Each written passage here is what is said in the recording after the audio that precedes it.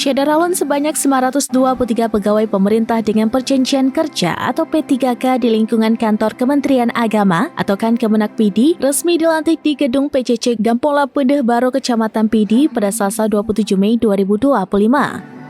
Pelantikan tahap pertama ini diberikan kepada P3K yang lulus seleksi formasi tahun 2024. Berdasarkan data Kemenak PD, total P3K yang dilantik mencapai 930 orang, terdiri dari 923 orang yang bertugas di Kemenak PD dan 7 orang di wilayah kerja Kemenak PD Jaya.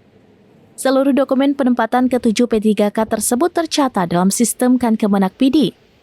Kepala Kemenak PD Dr. Abdullah AR MAG memimpin pelantikan didampingi Kasubag TU Tarmizi M. Nur. Para P3K tersebut akan menempati posisi sebagai Guru Madrasah Ibtidaiyah atau MI, Madrasah Sanawiyah atau MTS, Madrasah Aliyah atau MA, serta tenaga penyuluh di Kantor Urusan Agama atau KUA Kabupaten PD.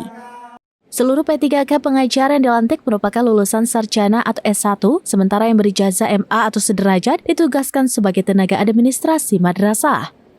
Mereka akan bekerja sesuai data mandiri terbaru, termasuk penempatan di lokasi awal mereka bertugas. Mulai Juni 2025, P3K golongan 9 dengan kualifikasi S1 akan menerima gaji sekitar 3,2 juta rupiah per bulan. Kemenak PD berharap P3K dapat memberikan kontribusi maksimal dan meningkatkan kinerja secara berkelanjutan. Pelantikan yang digelar di Gedung PCC Sigli berlangsung hingga sore hari karena terhubung secara Zoom dengan Kementerian Agama Jakarta. Sejumlah keluarga peserta terlihat menunggu pembagian SK sambil duduk lesehan di lantai. Acara tersebut berakhir pada pukul 17.35 waktu Indonesia bagian Barat, diakhiri dengan kebahagiaan para P3K usai bertahun-tahun mengabdi di madrasah dan KUA.